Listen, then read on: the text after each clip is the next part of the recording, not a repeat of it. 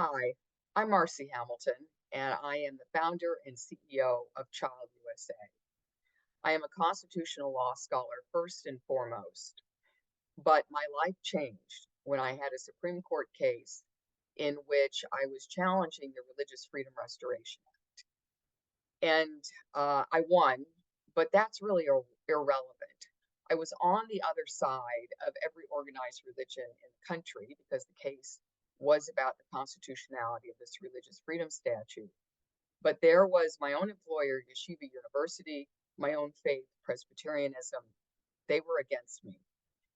And so I had to pause. But the people who work for children being harmed by religious organizations immediately started reaching out. Rita Swan force fed and educated me about medical neglect and vaccine avoidance. The National Association of Regulatory Agencies called me and educated me about summer camps that were unregulated and children were dying from the discipline being dealt on them. When the Boston Globe story hit about the Boston Archdiocese, the issue literally fell into my lap. And as the First Amendment scholar in many of these cases for the victims, I saw there's this artificial barrier to the victims getting justice, and that was the statute of limitations. So I wrote a book, Justice Denied, What America Must Do to Protect Its Children. My intent was to write it, make sure that, all the laws were changed. I assumed they would be. It was an obvious set of arguments, and go back to being a law scholar. When the bishops came after me, though, after that book, I knew that I touched a nerve and that I had to stick with it, and I have ever since.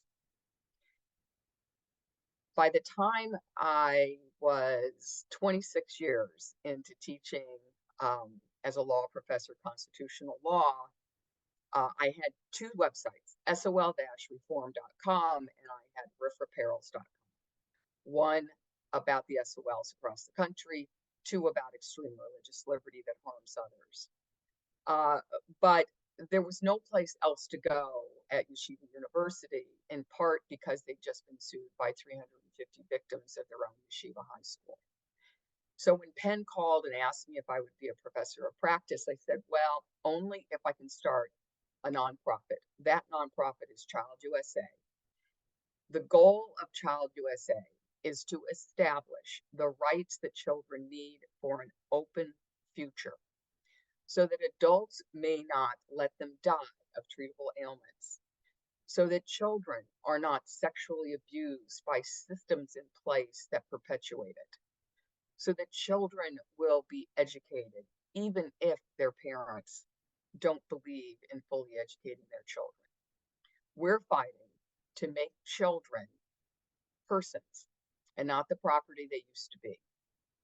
That is obviously a noble cause, and it's one I've only been able to pursue with the amazing staff at Child USA and the shared vision that not one child deserves to be harmed when we can prevent it.